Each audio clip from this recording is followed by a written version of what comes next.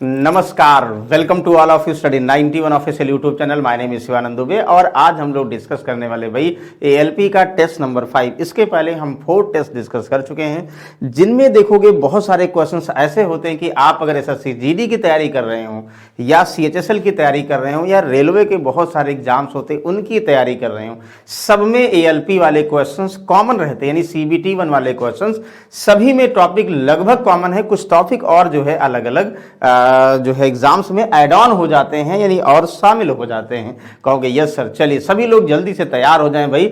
शाम के 7 बज चुके हैं और जो है आज अपने आप को सही से टेस्ट करिएगा, इवेलुएट करिएगा कि क्या सर जितने भी अभी तक हम टॉपिक पढ़ चुके हैं उनसे जो क्वेश्चंस बनते हैं क्या हम आसानी से सॉल्व कर पा रहे हैं या नहीं कर पा रहे हैं। और अगर नहीं सॉल्व कर पा रहे हैं तो बिल्कुल उनको जो है सॉल्व करने की, यानी एक बार चैप्टर रिवाइज करने की जरूरत है। तो चलिए भाई स्टार्ट करते हैं टेक्स्ट पेपर नंबर 5, ठीक है ना। सबसे पहले क्वेश्चन नंबर 1 ध्यान दीजिए, क्वेश्चन को प्रॉपर रीड करिए, समझिए, देन क्वेश्चन करिए। देखो क्या कह रहा, मार्क साहब हैं, वो 4.5 आवर में 222 किलोमीटर 220 किलोमीटर की दूरी करते हैं, 4.5 घंटे लगते हैं और 220 किलोमीटर दूरी जाते हैं मार्क साहब। उसने 60 किलोमीटर पर आवर की स्पीड से चलने वाली ट्रेन से या 40 किलोमीटर प्रति घंटे की चलने वाली बस से या फिर दोनों के संयोजन से यात्रा पूरी की है। 220 किलोमीटर 4.5 घंटे में गया और वो जो है बस और किससे, आप कहोगे ट्रेन से गया। और आपको पता भाई 60 किलोमीटर की गति से ट्रेन चल रही है, 40 किलोमीटर इससे, यानी या दोनों का मतलब दोनों से किया, तो उसके द्वारा बस के द्वारा चला लिया गया समय। याद करो, आपको हमने एक एलिगेशन मेथड डिस्कस किया था, बेसिक से भी आपको बता सकते हैं कि जब भी आपको ऐसा दिया भाई एक सर्टेन डिस्टेंस, जैसे कितना है 220 किलोमीटर, 220 किलोमीटर को जाने में 4.5 आवर टोटल लग रहे, कहोगे हाँ सर। तो ये भी आप बता सकते हो सर 220 किलोमीटर जाने में कितने 4.5 घंटे लगते हैं, तो कुल दूरी जाने में औसत चाल क्या होगी। तो कुल दूरी बटा कुल समय यानी औसत चाल, यानी यहां से यहां तक क्या रही होगी बता दोगे।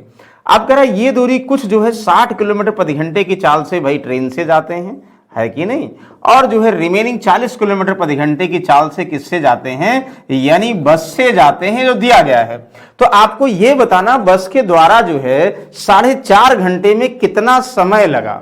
आपको पता है यहां से यहां तक जाने में कुल भाई 4.5 घंटे लगे, वो कुछ टाइम लिया होगा ट्रेन से और रिमेनिंग टाइम बस से लिया होगा। या तो आप बेसिक से करो कि सर हम ये बोले कि यहां पे ट्रेन से टी टाइम लगा, बाकी टाइम जो है किससे, बस से लगा, और उतने टाइम में टोटल डिस्टेंस 220 किलोमीटर गया। तो एक तो आंसर ये बता सकते हो, यानी आप ये बोल दो सर कि मान लो 4.5 घंटे कुल गया, तो हम मान ले टी टाइम, ध्यान समझिएगा, टी टाइम या एक्स टाइम हम बोलते टी आवर लगा, वो बस अगर ट्रेन से गया टी आवर, बाकी जो समय बचा होगा वो बस से जाने में लगाया। तो कैसे करोगे, बेसिक की बात कर रहे हैं।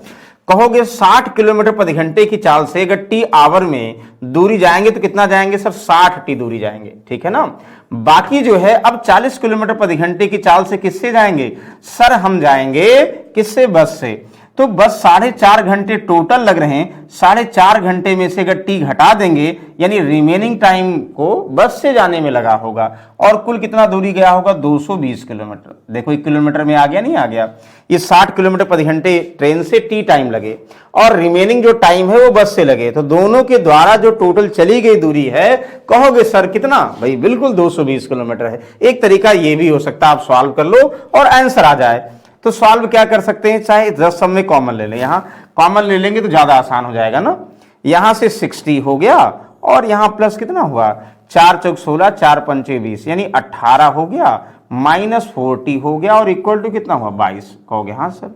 यहां से 60 माइनस 40 का मतलब 2t, 2t का मतलब 2t, यहां 18 यानी 4, t की वैल्यू कितना हुआ भाई, t बराबर यानी 2 दुनाई 4, 2 घंटे, यानी 2 घंटे भैया वो ट्रेन से गया और 2.5 घंटे किससे गया, बस से गया। आपको क्या पूछा जा रहा, बस के द्वारा कितना समय लगा, आप कहोगे सर 2.5 घंटे लगे। बताइए इसमें कोई कंफ्यूजन है सर, कोई कंफ्यूजन नहीं, बिल्कुल सही है। क्या कोई और तरीका है, बिल्कुल भाई और तरीका है। देखो आपको हमने बताया था ना कि जैसे अगर हम बोलते हैं एक ही यात्रा को कुछ स्पीड से जाएं और 2 पार्ट में जाएं, उस दोनों पार्ट की चाल पता है और ओवरऑल स्पीड पता है, और ये भी पता, जब हम आप लोग यहाँ किलोमीटर पर आवर का कंपैरिजन करते हो हमेशा रेशियो आवर का होगा, यानी स्पीड का अगर आप जो है एलिगेशन स्पीड के फॉर्म में लगाओगे तो रेशियो आवर का निकलेगा। मतलब आप कहोगे भैया ट्रेन की चाल 60 किलोमीटर प्रति घंटे, कहोगे हाँ सर, और उसी दूरी को जाने में बस की चाल कितना है, कहोगे बिल्कुल बस की चाल कितना भाई 40 किलोमीटर प्रति घंटे। और यहां मीन में क्या रखना होगा, ओवरऑल यानी एवरेज चाल। तो एवरेज चाल देखो 220 किलोमीटर जाने में 4.5 घंटे, कहोगे 220 जाने में 4.5 घंटे, यही तो ना, ये इतना, इसका मतलब एवरेज चाल। ये सॉल्व कर दोगे क्या आएगा रेशियो। अब देखिए 220 बटा 4.5 को आप बहुत सारे तरीके से लिख सकते हो। कुछ लोग इसको ऐसे करेंगे, 220 बटा 4.5 का मतलब 4.5, तो 4.5 का मतलब 9.5, मतलब 9 सही, 4.5 का मतलब क्या हुआ, 4 दूनी 8 है कि 9 बटा 2, तो 2 ऊपर चला जाएगा। हम यहां क्या लिख दें, ध्यान समझिएगा, हम इसको लिख सकते हैं 440 बटा 9 किलोमीटर प्रति घंटे ना। तो 9 से सब में, अब ऐसे फ्रैक्शन में घटाओगे टफ हो जाएगा, घटा के देख लो कोई फर्क नहीं पड़ेगा।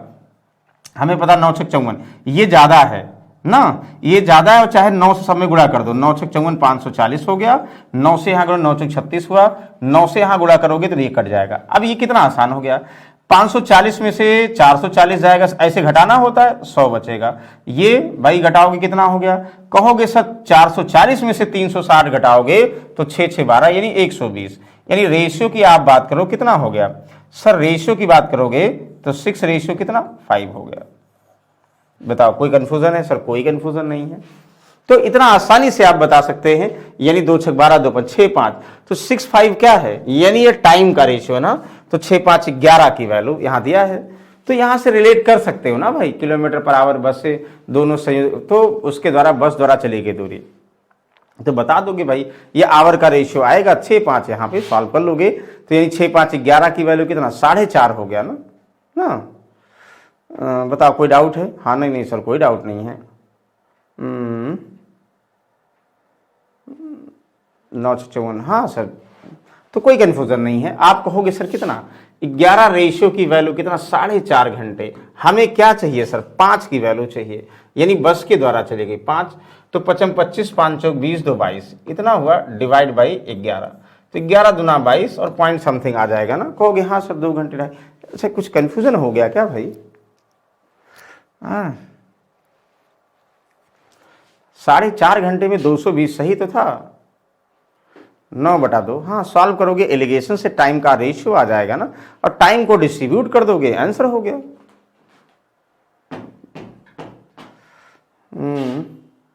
अरे सर गलती यहां ये 80 होगा भाई, तभी तो मैं कह रहा हूं रेशियो कैसे गलत हो गया, ध्यान समझिएगा, रेशियो ये गलत, इस एलिगेशन से इतना रेशियो गलत होने के चांसेस नहीं था।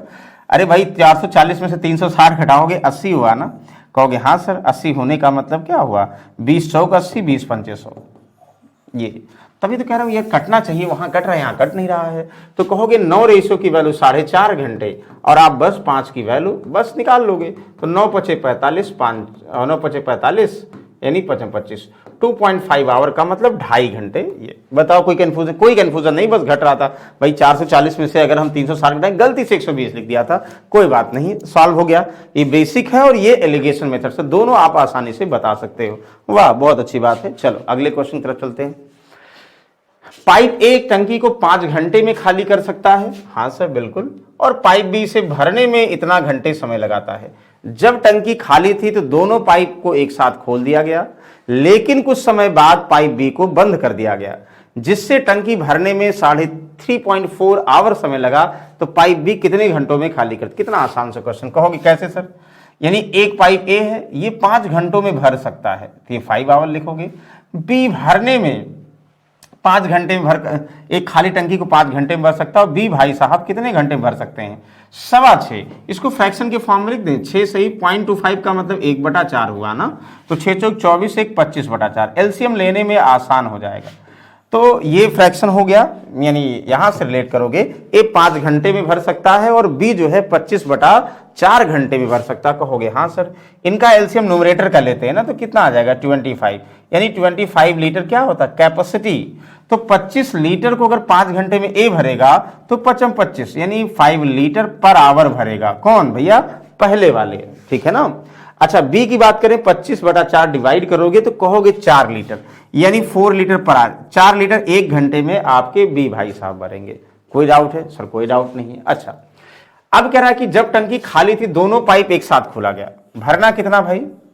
25 लीटर भरना है ना, तो खोल दिया गया, लेकिन कुछ समय बाद पाइप बी को बंद कर दिया था। आप कहोगे सर ए और बी दोनों को एक साथ ओपन किया गया और कुछ समय बाद ए और बी को एक साथ ओपन, कुछ समय बाद खाली थी ओपन गया, कुछ समय बाद पाइप बी को बंद किया गया। भाई कुछ समय बाद बी को बंद किया गया लेकिन ए को नहीं बंद किया गया, यानी ए थ्रू आउट भरता रहा और कह रहा है टंकी भरने में टोटल टाइम कितना लगा भाई? 3.4 आवर। तो यहां से एक चीज तो क्लियर है कि यानी ए और बी दोनों ओपन किया गया, बी कुछ टाइम बाद बंद किया गया, यानी ए नहीं बंद किया है, ए पूरे समय के लिए खुला रहा। इसका मतलब आप ये बता सकते भाई, यानी ए कितना भरेगा? ए के द्वारा भरा गया टैंक कितना है? ए के द्वारा भरा गया पानी भरा गया वाटर, कितना भरा गया पानी, कितना होगा भाई? कहोगे या भरी गई टंकी, ये भी बोल सकते हो भाई। एक ही बात करेंगे, ए 5 लीटर 1 घंटे में भरता है और 3.4 आवर में कितना? 5 चौक 20 और 5 से 15 तो 17, यानी 17 लीटर ए अकेले भर देगा 3.4 आवर में। वाह, यानी ए अगर ए बी के साथ हुआ लेकिन ए थ्रू आउट जो है 3.4 आवर में पूरा जो है टैंक भरा, तो 3.4 आवर तक पूरा कंप्लीट ए खुला रहा, तो 17 लीटर भर दिया ना। तो बताओ अगर 17 ए ने अकेले भर दिया तो बी के लिए कितना छोड़ा? यहां 5 से 8 लीटर छोड़ा, यानी 8 लीटर बी को भरना है। आप बताओ अगर बी को 8 लीटर भरना है तो तुरंत समझ जाए भैया 8 लीटर बी 1 लीटर यानी 4 लीटर 1 घंटे में है कि नहीं? बी 4 लीटर 1 घंटे में तो 8 लीटर भैया 2 घंटे में। इतना आसान सा क्वेश्चन था, ओरल बता सकते हो। ये हमने आपको बहुत बार डिस्कस किया, इस टाइप के क्वेश्चंस बहुत बार डिस्कस किए कि दोनों का एलसीएम लेके कुल कैपेसिटी हुआ, यानी ए और बी का इफिशिएंसी। अब कहा जाएगा दोनों एक साथ खोलेंगे, कुछ टाइम के लिए ए या बी कुछ भी बंद कर दे, एक बंद करें, पूरा टंकी कितने समय में भर गया? यानी हमें पता है भाई पूरी टंकी भरने में जो समय लगा, यानी ए तो बंद ही नहीं किया गया, थ्रू आउट हुआ, तो ए के बारे में हमें पता हो जाएगा कितना लीटर भरा है। तो बाकी जो बचेगा जिसको बंद किया गया, जितने टाइम में भर देगा उतने टाइम बाद बंद हो जाएगा। कहोगे यस सर, वेरी गुड। चलिए अगले क्वेश्चन की तरफ चलते हैं। दिस बहुभुज के सभी आंतरिक कोणों का योगफल इतना है। आप याद करो, आपको क्या बताया था? किसी भी समबहुभुज के प्रत्येक मतलब समबहुभुज का आंतरिक कोणों का योगफल क्या होता है? कहोगे n-2 इंटू 180, ठीक है ना? ये होता। दूसरा प्रत्येक आंतरिक कोण क्या होता है? ये आपको हमने बताया था, इंटू 180 तो होता सम डिवाइड बाई n। सभी बाह्य कोणों का सम कितना होता है सर? 360 डिग्री।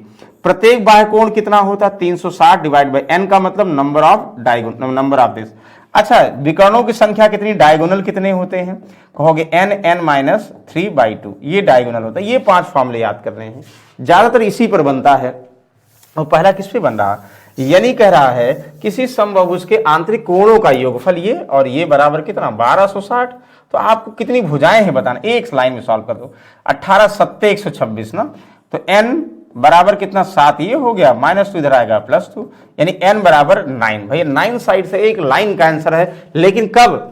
जब आपको फॉर्मूला पता होता कि किसी भी आंतरिक यानी किसी भी बहुभुज का मतलब यानी मिनिमम, यानी कोई घिरी हुई आकृति मिनिमम 3 भुजाएं होंगी, 4 को क्वाड्रेटल, 5 को पेंटागन, 6 को हेक्सागन, 7 को हेप्टागन, ऑक्टागन, नाइनोगन, ये सब बोलते हैं। तो नंबर ऑफ साइड्स अगर n होंगी तो उसके सम का फॉर्मूला n-2 इंटू 180 ये दिया गया है, तो आप सॉल्व कर लोगे। n की वैल्यू, हमें पूरी उम्मीद है किसी को कोई कंफ्यूजन नहीं होगा। वाह जबरदस्त। बताओ यस या नो, जल्दी से भाई आप एक बार कमेंट करके बताओ सर बिल्कुल समझ में आ गया, कोई कंफ्यूजन नहीं है।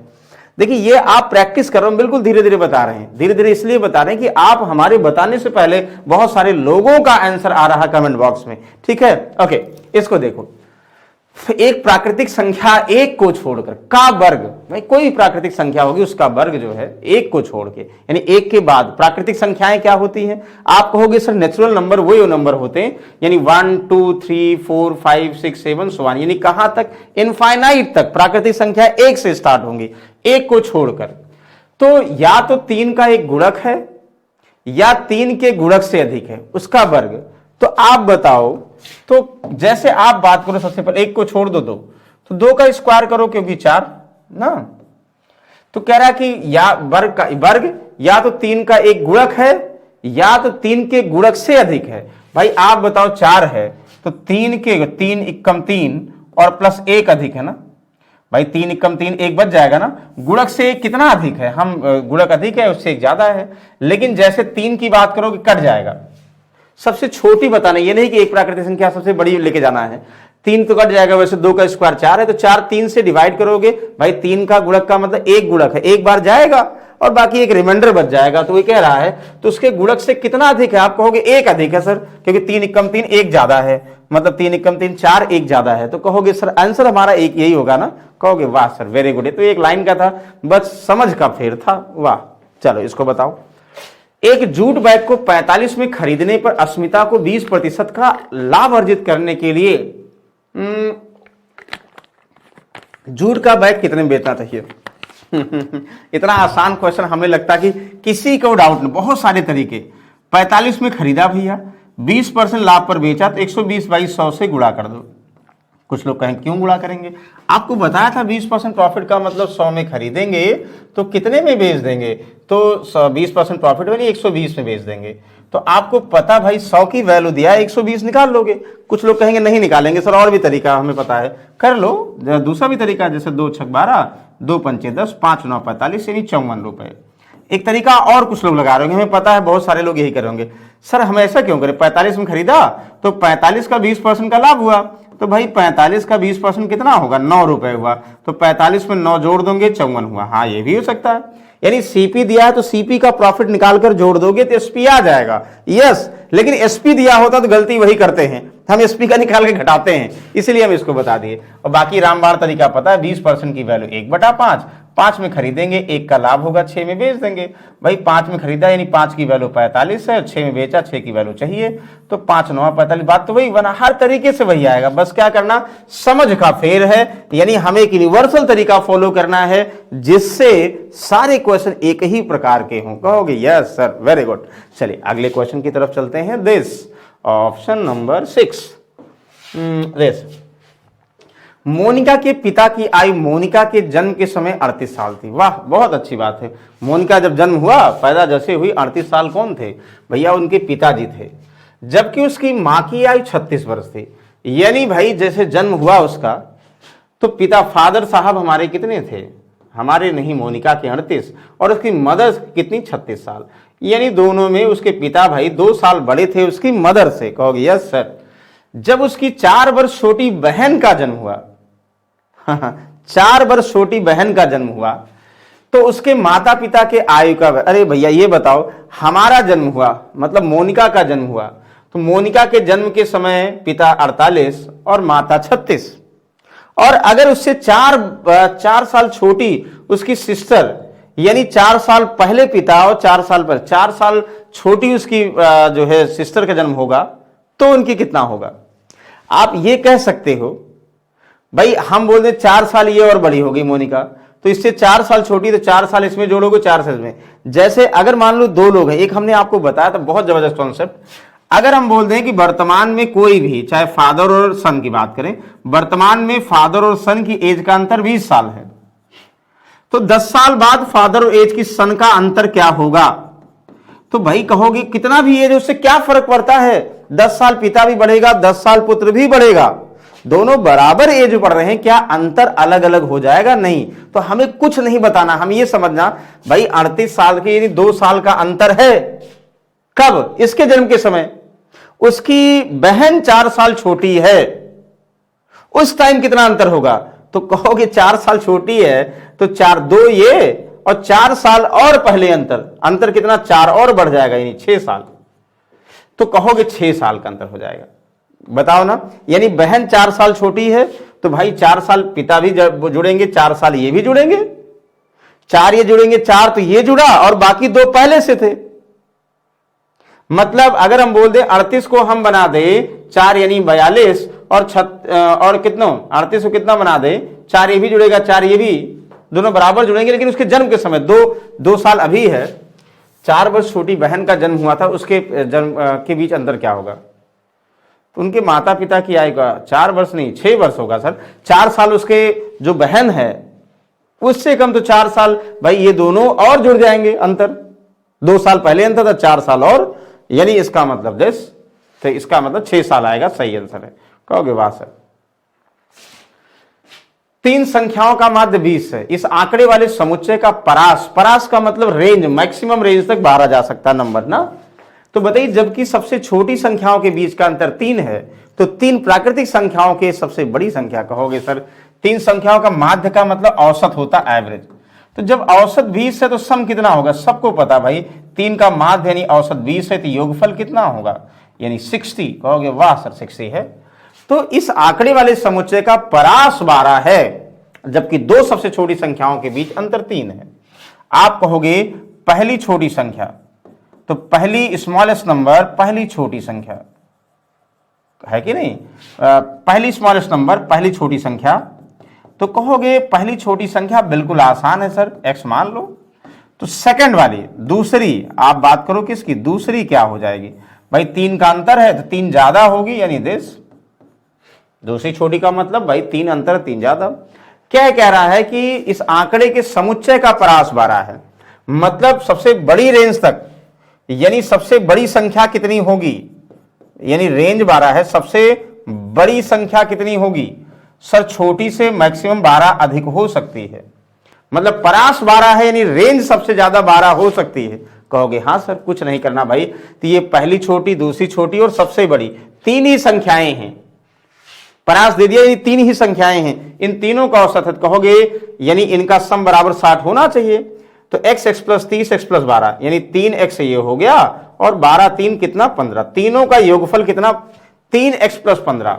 कहोगे सर यहां लिख दो 3x प्लस 15 बराबर तीनों का सम 60, 60 इधर आएगा, 3x बराबर सर 45, x बराबर कितना हुआ, x बराबर कितना 15, यानी सबसे छोटी संख्या सर 15 है। हाँ सर, दूसरी 15 3 18 है, तीसरी कितनी है 15 12 27 है। आपको पूछा क्या जा रहा भाई, 3 प्राकृतिक संख्याओं में सबसे बड़ी संख्या क्या है, 27 इज द करेक्ट आंसर। वाह जबरदस्त क्वेश्चन। बताइए कोई कंफ्यूजन है, कुछ लोगों को परास कंफ्यूजन हो रहा होगा। The containing this data is the range of the set containing, सबसे बड़ी डेटा जो होगा तो यानी 12 तक जाएगा, ये कह रहा है ना। कहोगे बस यस सर, बिल्कुल आसान है, कोई इशू नहीं। इसको बताओ, ये सब आप बार बार क्वेश्चन सॉल्व करते, देखो क्वेश्चन कितना मतलब माइंड में कंफ्यूजन वाला दे दिया, लेकिन एक लाइन का आंसर है। एक मिश्र धातु में जर्मन सिल्वर, तांबे और जस्ते का, ठीक है ना, आप कहोगे तांबे और जस्ते यानी कॉपर एंड जिंक का रेशियो दिया है 21:16। Yes sir. Where the nickel and zinc, nickel and zinc का ratio 7:24। What was the ratio of the copper zinc and nickel. जैसे आप बताओ, हम ऐसे कह दें 3 व्यक्ति हैं, उनमें 2 व्यक्ति ए और बी की इनकम का रेशियो, फिर बी और सी की इनकम का रेशियो, तो तीनों का इनकम का रेशियो क्या होगा। बस वही कह रहा भाई, ए और बी का दिया है, बी और सी का दिया है, तो आप क्या ए बी सी नहीं निकाल सकते हो। कहोगे निकाल सकते हैं सर, बिल्कुल निकाल दीजिए। वही ए बी सी को जिंक कॉपर मान लिया है। देखो अगर आप कॉपर को ए मान लो, हाँ सर, जिंक को बी मान लें, हाँ ना, तो जिंक को आपने बी माना है, और एक एलिमेंट निकल कितना सी हो गया। भाई एक एलिमेंट कॉपर आपका ए है, जिंक आपका बी है, देखो जिंक यहां बी है, निकल इतना, मतलब जिंक, ये 3 एलिमेंट हो गए। चाहे ऐसे बना लो भाई, ए रेशियो बी, यानी जिंक और कॉपर का रेशियो 21:16। कहोगे हाँ सर, बिल्कुल सही है। और दूसरा आपको बोल रहा है, देखो फिर कह रहा है निकल और जिंक का, तो भाई जिंक के नीचे, यानी जिंक आपका यहां 24, तो जिंक के नीचे जिंक के रखो, यहां सी, निकल यहां हो जाएगा, सी का मतलब कितना, सर इसके बगल यहां 7, यहां एलिमेंट 16 बढ़ेगा, बगल वाला यहां कितना 24 वाला। बताओ कोई कंफ्यूजन है, नहीं सर। आपको इनका यहां मल्टीप्लाई, इनका यहां मल्टीप्लाई, इनका यहां मल्टीप्लाई करके लिख देना है, और चाहे ये भी कर सकते, इनमें जो कॉमन है, जैसे याद करो 8 दूनाई 16, 8 त्रिक 24, या 8 दूनाई 16, 8 त्रिक 24, ये तो सबको पता है। अब 21 तिहाई 63 ना, 24 दूना 48, और कितना 7 दूनाई 14, क्या है 63 48 14 है। हाँ सर बिल्कुल, यानी 63 48 14 का मतलब क्या होगा, ए का मतलब कॉपर जिंक एंड निकल, कॉपर जिंक एंड निकल, देखो वही तो है ना। मतलब एक लाइन का आंसर था, बस कंफ्यूजन था। कुछ लोग इसको कुछ और करने लगे होंगे, सर ये क्या बड़ा मतलब हवाला क्वेश्चन हो गया, कॉपर जिंक है, निकल जिंक है। अरे भाई जिंक जो वहां है वही यहां भी होगा भाई। एक बार जो है जिंक का रेशियो कॉपर के साथ, एक बार जिंक का रेशियो निकल के साथ, यानी एक बार ए का रेशियो बी के साथ, बी का सी के साथ। ए बी से निकालते हो ना, कहोगे हाँ सर। और चाहे कुछ लोग ये भी करेंगे जिंक यहाँ 16 है, जिंक यहाँ 24 है, इसी को बराबर करना है, बराबर कर दो तो भी आंसर आ जाएगा। कहोगे हाँ सर, वेरी गुड। तो बहुत सारे तरीके हो सकते हैं, ये आपको हम बता चुके हैं। इसको बताइए, इसको ध्यान से पढ़िएगा। देखो आप जो है जब सारे चैप्टर्स लगा लेते हो ना, जब क्वेश्चन सॉल्व करते हो, एक बार पढ़ने के बाद आपके माइंड में आइडिया आ जाता है, सर बेसिक करें और क्या तरीका हो सकता है। देखो एक समूह में 8 सबसे छोटी संख्याओं का माध्य 17 है, जबकि एक साथ लेने पर समूह की सभी संख्याएं 8, सभी संख्याओं का मतलब 8 से ज्यादा संख्याएं है ना। हाँ, यदि सबसे छोटी 8 संख्याएं छोड़ने के बाद बची संख्याओं का माध्य 12 है, यानी 8 सबसे छोटी संख्याओं का माध्य 17 है, 8 को छोड़ने के बाद जो रिमेनिंग बची है उनका माध्य 12 है, और सभी संख्याओं का माध्य 20 है। आप बताइए, अगर संख्याएं दो भाग में डिवाइड की गई हैं, 8 सबसे छोटी, उसके बाद जो बची है रिमेनिंग, 8 का माध्य दिया है, रिमेनिंग का माध्य दिया है, एवरेज दिया है, और ओवरऑल सबका माध्य दिया है, तो आप एक लाइन में एलिगेशन लगा सकते हैं। जैसे बॉयज का एवरेज एज, गर्ल्स का average age, overall average age, या कोई पहले नंबर का एवरेज, दूसरे नंबर का एवरेज, ओवरऑल एवरेज, तो नंबर्स का रेशियो निकलता, वो भी यहां है। कहोगे सर यानी 8 जो है सबसे छोटी संख्या है जिनका माध्य क्या कितना है भाई। कहोगे माध्य का मतलब एवरेज 17 है, इसके अलावा कितनी संख्याएं नहीं पता, n होंगी, यानी 8 के अलावा जो रिमेनिंग नंबर्स हैं उसका एवरेज 22 है। कहोगे हाँ, ये सभी दोनों मिलाकर सभी 8 प्लस n, इनका औसत कितना 20। तो हमें क्या चाहिए होता, पहले का एवरेज, दूसरे का, इन दोनों को मिलाकर एवरेज। एलिगेशन के लिए हमें 3 ही चाहिए होता है, तो 22 से 20 गया भैया 2। कहोगे हाँ सर, और ये कितना हुआ 5। बताइए कोई कंफ्यूजन है? 20 है, 22 है, और कितना 17 ना। हमने क्या लिख दिया, गड़बड़ कर दिया, नहीं सही किया। हाँ ठीक है, यहाँ पे ये 2 हो गया, और यहाँ कितना है 17, 3 हो गया। बताओ इतना आसान सा क्वेश्चन, यहाँ पे क्या कर रहे हैं हम 3 कर रहे हैं, 5 गलती से लिख रहे हैं। तो आप ये करोगे कि 2 की वैल्यू 8, 3, यानी किसका रेशियो है, ये रेशियो नंबर्स का आता है ना, जो स्टार्टिंग में होंगे नंबर्स। कहोगे हाँ सर, तो कहोगे सर 2 रेशियो की वैल्यू 8 है, तो 1 की वैल्यू कितना 4, तो n की वैल्यू कितना या ऐसे करो, देखो तो 2 की वैल्यू कितना 8, तो 3 की वैल्यू 2 8 है, तो 3 किसके बराबर n होगा ना, तो n की वैल्यू कितना हुआ 3, तो 2 चौक 8, 3 चौक 12, यानी 12, यानी 12। तो 12 संख्याएं होंगी, कहीं है, कहीं नहीं भाई। 2 चौक 8, 4 तियाई 12, वाह ये कहाँ गया भाई 12। 8 सबसे छोटी संख्याएं 17 है, हाँ सर। एक समूह के साथ लेने का माध्य 20 है, हाँ सर। छोड़कर बची संख्याएं 22 हैं, हाँ सर। तो 2 3 है, 2 की वैल्यू 8, 1 की वैल्यू 4, 3 12। 12 इसमें है नहीं है सर, 12 नहीं है, लेकिन हम श्योर हैं 12 सही है। एक और भी कर सकते थे, कुछ लोग ये करेंगे, जरूरी नहीं यही करें, ये भी हो सकता था ना 12 सही है। आप कहोगे पहले भाई, पहले 8 का एवरेज कितना 17, बाकी बची कितनी है n बची है, इसका माध्य कितना है, आप कहोगे इसका 22, ओवरऑल कितना 8 प्लस n कुल संख्याएं, और इसका क्या है 20। ये भी सॉल्व कर दो तब भी, यानी 8 का औसत और बाकी n का औसत का सम मिलाकर आपको इनके सम के बराबर होगा। कहोगे हाँ सर, तो 17 8 136 और प्लस 22n इक्वल टू 2 8 16, कितना 2 8 16 का मतलब 160 प्लस कितना 20n, इधर आएगा 2n बराबर 160 में से 136 जाए कितना 24, n बराबर कितना 12। कहोगे सर 12 है, तो समूह में कुल कितनी संख्याएं, अरे यार हमने गड़बड़ कर दिया, यानी समूह में कुल संख्याओं की बात करेगा तो सही है 12 नहीं पूछा, रिमेनिंग नंबर नहीं, हम ये देखना समूह में कुल संख्याएं 8 पहले थी, 12 रिमेनिंग, यानी कुल 20 संख्याएं हैं। ये ऑप्शन सही है भाई, हम गड़बड़ हैं। 12 हम ऑप्शन क्या पूछा जा रहा है वो तो निकाल नहीं रहे हैं, हम ये निकाल रहे हैं कि कितनी रिमेनिंग संख्याएं हैं। ये थोड़ी पूछा जा रहा कि भाई जो रिमेनिंग संख्याएं हैं उनका औसत जो 22 है वो कितनी है, तो वो तो भाई 12 होंगी, लेकिन ये पूरी संख्याएं यानी पहली 8 और छोटी और जो बची हुई 12, 8 12 8 20। वाह क्या बात है। क्वेश्चन ध्यान से पढ़िए भाई, क्योंकि जैसे हमने गलती किया ना, गलती का मतलब हुआ ये आपसे गलती करवा रहे हैं। देखो इससे क्या होगा ना कि आप, होता क्या कि छोटी चीज क्वेश्चंस नहीं पढ़ते हैं, आपको आते हुए भी क्वेश्चन गलत हो जाता, तो वो चीजें हमें कंसंट्रेट होके एग्जाम को ध्यान देना है। चलो इसको देखो, अभी आप गलतियां कर सकते हैं लेकिन बार नहीं।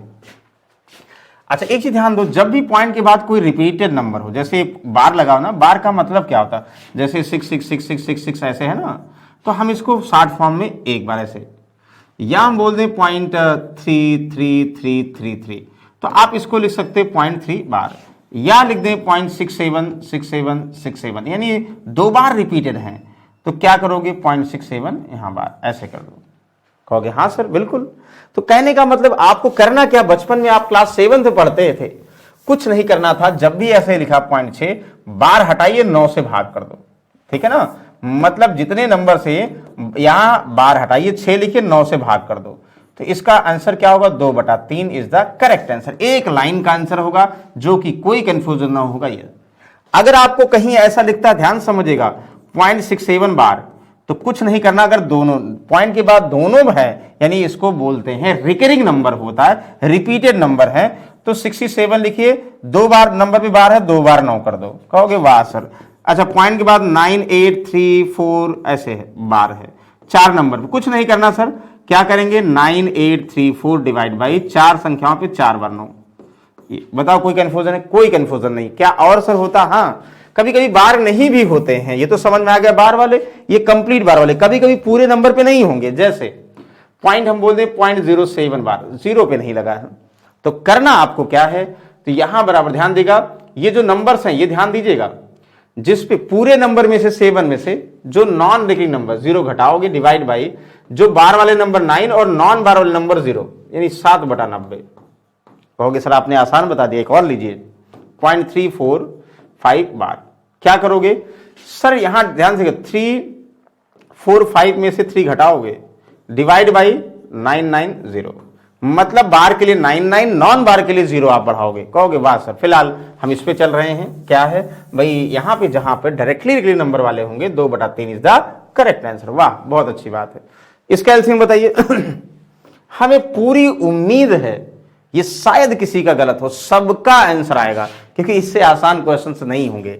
60 54 का तो फैक्टर मेथड से करो, चाहे 60 का और 54 का क्या करोगे, 60 और 54, 60 का फैक्टर आप लोग करते 54 का, 10 छक 60 या 12 पंचे 60, ये करते हैं 3 चौक 12, तो 2 4 2 4 3 12 पंचे 60, ये फैक्टर 54, 9 छक 54 या 27 दुनाई 54, 2 इंटू 3 का क्यूब, यानी 27 दुनाई 54 हुआ ना, फैक्टर करोगे तो ऐसे बना लोगे, 27 का मतलब 3 का क्यूब और 2 इतना।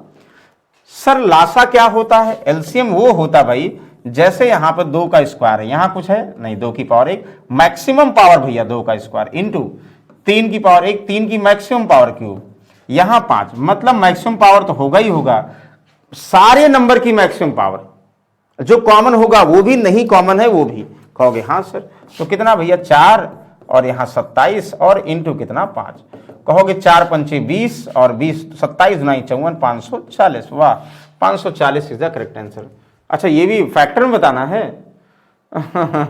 इसके हिसाब से कौन सा सही, देखो इसके हिसाब से इतना लासा 9 छक 54, देखो ये भी कर सकते हैं ना, 4 9 27 को कितना 9 इंटू 3 कर सकते हैं, 3 को 2 के साथ, ये भी हो सकता है, 6 इंटू 10 इंटू 9। डायरेक्टली आंसर ना दे, कंफ्यूजन के वे में आंसर दिया है, आपको घबराना नहीं है, बिल्कुल आसान सा आंसर है। Very good. अगले क्वेश्चन, निम्नलिखित संख्या 12 से डिविजिबल है। अच्छा एक तो हुआ डायरेक्टली डिवाइड करके देखो 12 का टेबल आता, दूसरा 12 का मतलब ये हुआ भाई 12 से कोई संख्या डिवाइड होगी तो यानी 4 इंटू 3, यानी 4 और 3 दोनों की प्रॉपर्टी का डिविजिबिलिटी फॉलो करना होगा। 3 का मतलब हुआ सम ऑफ डिजिट, यानी जो डिजिट का सम ऑफ डिजिट, यानी डिजिट का अगर कटता है 3 से तो वो संख्या कटेगी, और नहीं कटता तो नहीं कटेगी। और 4 का रूल क्या होता है भाई आपको पता, 2 के लिए लास्ट 1 डिजिट और इसके 4 के लिए लास्ट 2 डिजिट, यानी लास्ट के 2 डिजिट चेक करते हैं, 4 से डिविजिबल होगी तो संख्या डिविजिबल होगी, और नहीं होगी तो भैया सीधे से छोड़ देंगे। कहोगे अच्छा ठीक है, पहला देखो सर 4 से डिविजिबल है, यस 4 से तो फिलहाल सारे डिविजिबल हैं पहले। फिर 3 से देखो, 8 3 11 5 कितना हुआ 16 और 8 24, यस बिल्कुल, ये तो कंफर्म डिविजिबल होगा। जब ये कंफर्म होगा तो इसका मतलब बाकी चेक करने की जरूरत नहीं है, मतलब डिजिट का सम भी 3 से, लास्ट का 2 डिजिट इसका इसका इसका सब 4 से डिविजिबल है, लेकिन 3 से भी कंडीशन होनी चाहिए डिजिट का सम सबसे डिविजिबल है, यस यस, यानी 24 3 से डिविजिबल है, इसका मतलब पहली वाली संख्या सबसे डिविजिबल है। वाह जबरदस्त। चलो इसको बताओ, प्लीज रीड क्वेश्चन केयरफुली, कृपया क्वेश्चन ध्यान से पढ़ें। लकड़ी का एक टोकरी है जो 0.8 मीटर लंबा, 1.5 मीटर चौड़ा, 1.2 मीटर मोटा है, ऊंचा है, लोहे के घन से भरा हुआ 6 सेंटीमीटर चौड़े हैं। टोकरी में फिट आ सकने वाले घनों की संख्या याद करिए, पहले क्वेश्चन समझिए। अब वुडन बास्केट विच 1.8 लॉन्ग, इतना वाइड इतना हाई, एक वुडन लकड़ी का बॉक्स है, कहोगे यही रूम लकड़ी का है, कहोगे हाँ सर। उसमें कह रहा कि आयरन के छोटे छोटे घनाकार जो है रखे गए हैं, ठीक है, कह रहा कितने मैक्सिमम आ सकते हैं। कहोगे भाई और घन की हमें भुजा चौड़ाई दी है, तो एक लाइन का आप बोल सकते हो सर जिसमें रखा है उसका वॉल्यूम, किसका, लकड़ी के बॉक्स का आयतन, लकड़ी के टोकरी का आयतन, ये बोल सकते हैं लकड़ी की टोकरी का आयतन। तो टोकरी का आयतन, लकड़ी के टोकरी का आयतन क्या होगा, आयतन का मतलब लंबाई गुणे चौड़ाई गुणे ऊंचाई। अच्छा ये मीटर में है और ये सेंटीमीटर, एक में ही कन्वर्ट करो तो 1.8 मीटर लंबाई, चौड़ाई 1.5 मीटर और भैया ऊंचाई 1.2 मीटर। ये आयतन हुआ, मल्टीप्लाई मत करो, अभी ऐसे रहने दो। आप बताओ, कह रहा कि इसमें एक आयरन का टुकड़ा भरा है और टोकरी फिट आ सकने वाले नंबर ऑफ क्यूब, यानी 1 आयरन क्यूब का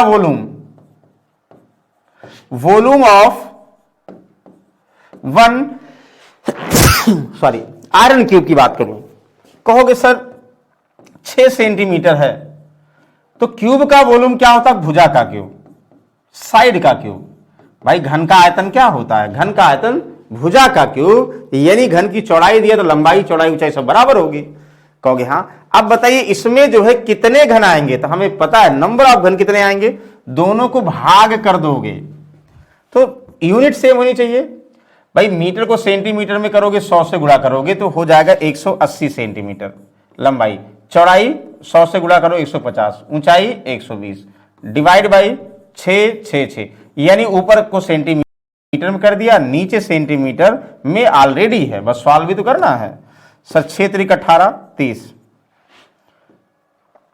6 36 नहीं, 6 दूनाई 12 20, फिर 6 से 6 दूनाई 12 6 पंचे 30, तो यहां से 20 25 दूना 50, 5 3 15, तो 15 50 है ये 3, यानी क्या 15,000 है। हाँ सर बिल्कुल करेक्ट ऑप्शन, मतलब पूरे जो है टोकरी के आयतन में डिवाइड कर दो एक आयरन का आयतन, तो नंबर ऑफ कितने होंगे पता हो जाएगा ना।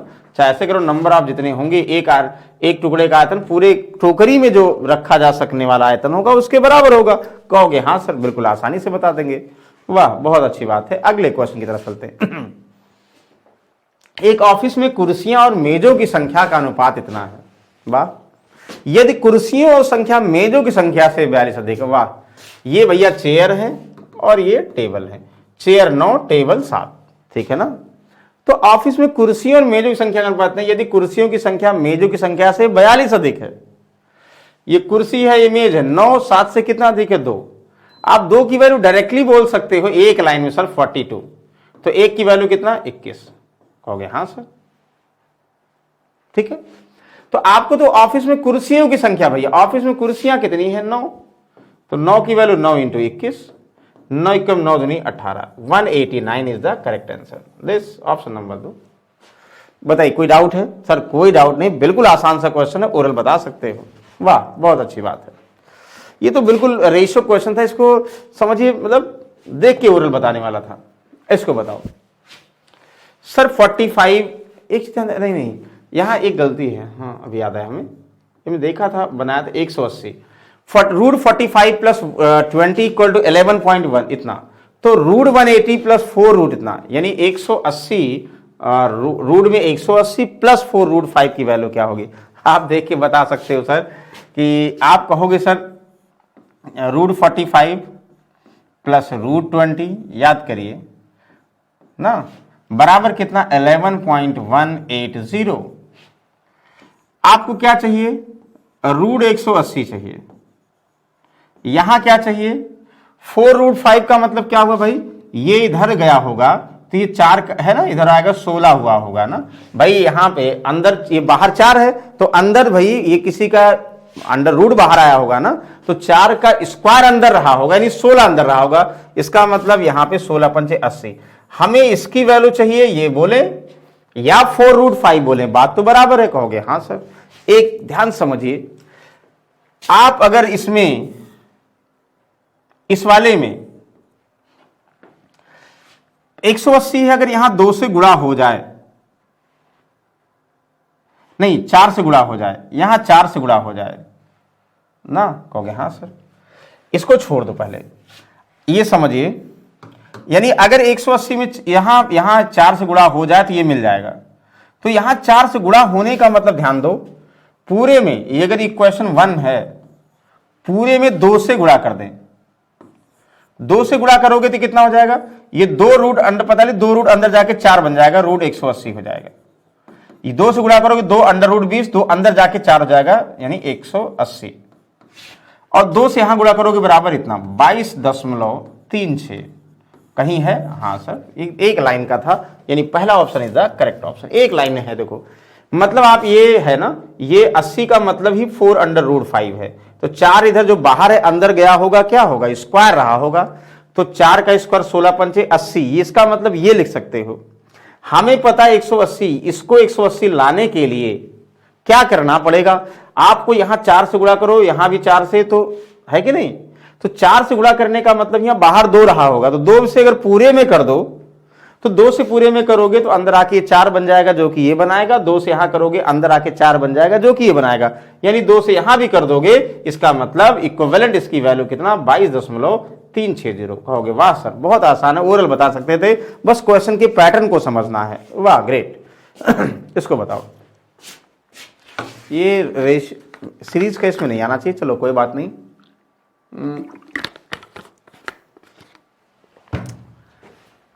कहोगे सर 11, 20, 27, 36 बहुत टफ नहीं है, सीरीज बहुत तेजी से नहीं बढ़ रही, इसलिए 11 और 20 का अंतर +9, 20 और 27 का अंतर +7, 27, 36 का मतलब +9, 36, 43 का मतलब +7। अरे यार अब तो और आसान है। यहां 9, 9 का मतलब कितना आपको? 43, 9 कितना?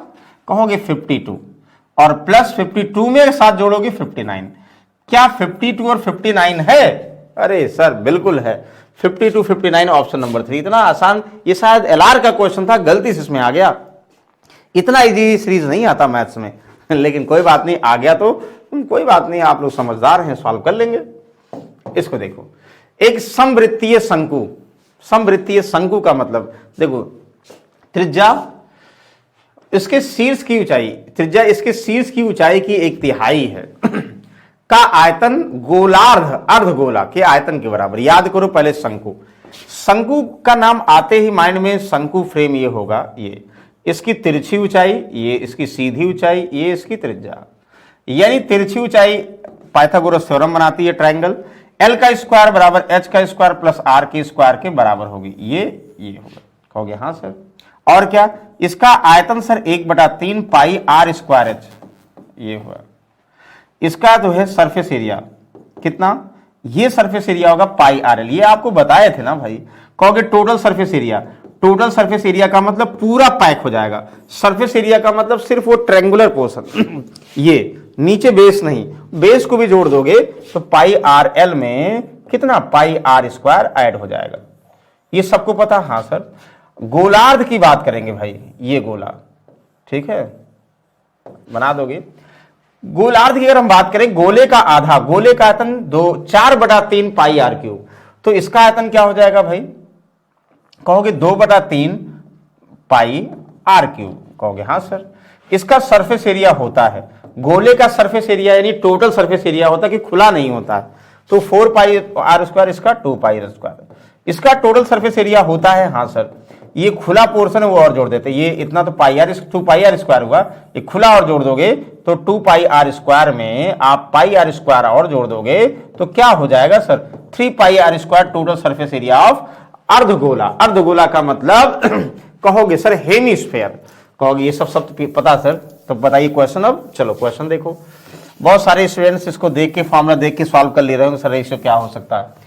एक समवृत्तीय आधार की त्रिज्या, कौन की बात की जा रही, शंकु, आधार की त्रिज्या और ऊंचाई का, आधार की त्रिज्या इसके शीर्ष की ऊंचाई की 1/3 है, तो शीर्ष की ऊंचाई 3 होगी तो 1, यानी इसका 1/3, ऊंचाई 3 होगा, त्रिज्या 1 होगी।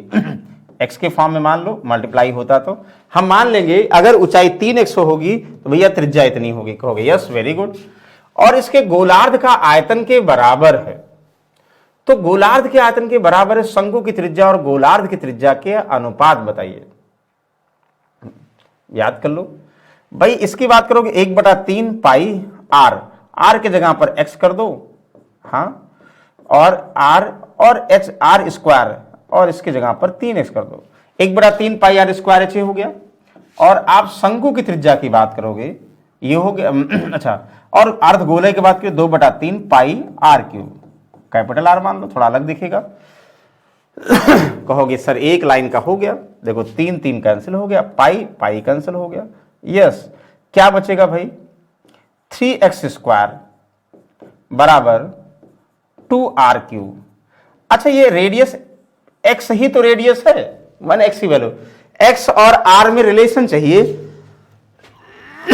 ध्यान दो, x क्यूब हो गया, कहोगे तो x क्यूब बटा r क्यूब ना, शंकु की त्रिज्या और गोले, शंकु त्रिज्या 1x है, x की वैल्यू निकालेंगे, बराबर कितना 2/3, तो x/r क्या होगा सर, ये इधर यानी क्यूब रूट में सब हो जाएगा, क्यूब रूट में 2 और क्यूब रूट में 3, कहीं है सर, हाँ, क्यूब रूट में 2 क्यूब रूट में 3, यानी option number 3 is the correct answer, एक लाइन का आंसर है।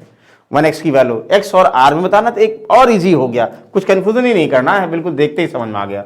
बताओ क्लियर है, यस यस, बिल्कुल आसान है सर, ओरल बता सकते हैं। इसको बताओ सर, ये तो सिंप्लीफिकेशन जैसे पहले करते थे बोर्ड मार्क्स से कर लेंगे। पहले क्या सॉल्व करेंगे सर, पहले जो है छोटा ब्रैकेट सॉल्व करेंगे, कौन सा, देखो ये अलग है, हाँ सर, डिवाइड बाई ये पोर्शन पूरा एक साथ है, तो इनमें भी सबसे पहले ये सॉल्व करो, देखो ध्यान दो, -27 + 13 कहोगे -14, ये पूरा सॉल्व कर लिया, कितना -14, डिवाइड बाई 56, -14 डिवाइड बाई 56, ये है, ध्यान दो ये अलग टर्म्स है। तो अब इसमें अगर डिवाइड बाई 56, ध्यान दो -56 करेंगे, 56 डिवाइड बाई ये -4 करेंगे, तो आप -14 करेंगे, 14 चौका 56, -4 आ जाएगा। तो यहां से ध्यान दो, यहां तक -4 आ गया, कोई डाउट है, -14 डिवाइड बाई इतना, कहोगे कोई डाउट नहीं है। अब तो हम ये ओपन कर सकते हैं ना, देखो 4 पंचे 20, माइनस का 20 और माइनस प्लस कितना 6, ये पूरा ये प्लस का 6 हो गया, 4 पंचे 20 माइनस इतना तो -14, ये पूरा -14 हो गया और ये -4 हो गया, तो कुल मिला के ये यहां से यहां तक -14 और -4 का मतलब कितना हुआ, 20 में प्लस है तो -18 हो गया। कहोगे हाँ सर, डिवाइड बाई ये 25 - 33, आप कहोगे माइनस का कितना, 25 - 33 माइनस का कितना, माइनस का 8, -8 ये हुआ +8, तो 8 28, 28 ना, बताओ कोई डाउट है।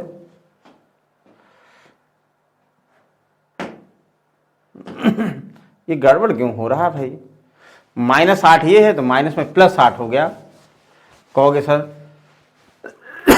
28, तो 28 डिवाइड बाई 18 ये नहीं आएगा, मतलब 14 आना चाहिए तो फिर कट जाता, लेकिन यहां 14 आ कह रहा है।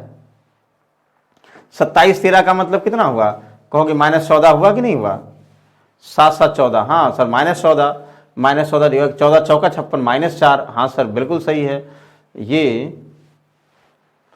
5 चौक 20, 20 प्लस 6 माइनस का 14, अरे आ तो गया भाई। अच्छा ये नहीं, अलग अलग टर्म नहीं है यार, फिर से देखो जब स्टेप नहीं लिखना हो तो कंफ्यूजन हो जाता, फिर देखो ध्यान से, हमें ध्यान नहीं दिया वो चीजें, फिर से देखो प्रॉपर, आप लोग सॉल्व कर चुके हैं पता है। देखो ये तो है लेकिन अलग अलग है, ये अलग अलग है, हमने ध्यान नहीं दिया, अलग अलग है।